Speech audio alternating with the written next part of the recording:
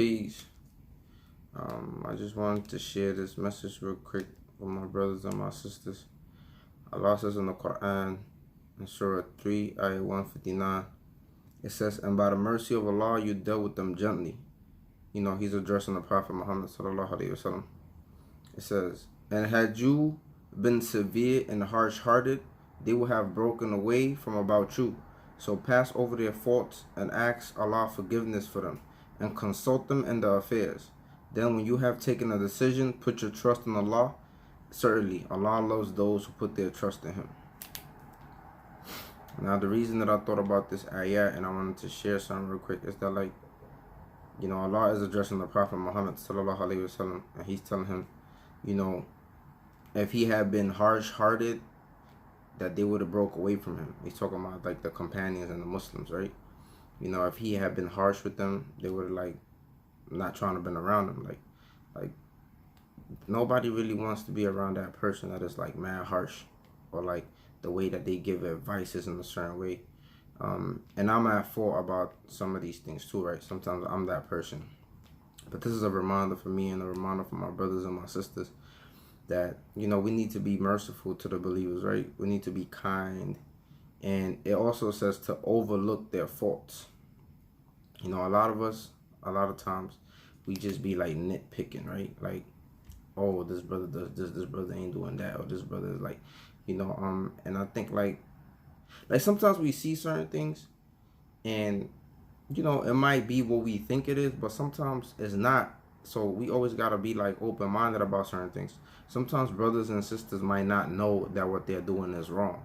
And if we just come at them like all harsh and you know, in this manner, like sometimes we chase people away from the deen, you know, because we don't lower our wing for the believers. We're not like kind to the believers.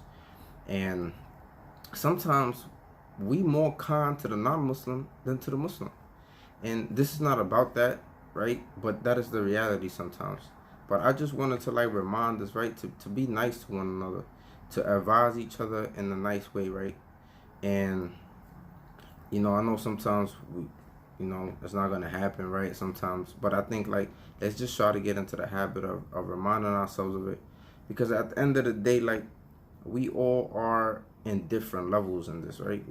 Allah raised us in different degrees, right? Like, what Umar did is not the same thing that Ali did, or it's not the same thing that Uthman or Abu Bakr or Abdullah bin Mas'ud, or like, you know, the companions had different stages and they did different things. And the same thing with us, right? We are at different stages and we are going to be doing different things, right?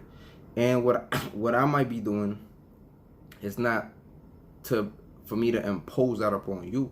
Like, for example, if I want to do extra good deeds, I'm not going to impose that upon you to do extra good deeds.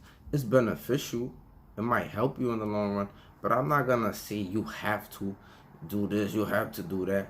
You know, because certain things in the religion are not obligatory and certain things are. And we should strive to be the best that we can be.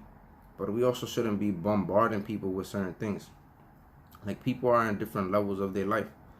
You know, some people have just started to pray, right? They've been Muslim for a while, but they just started to pray.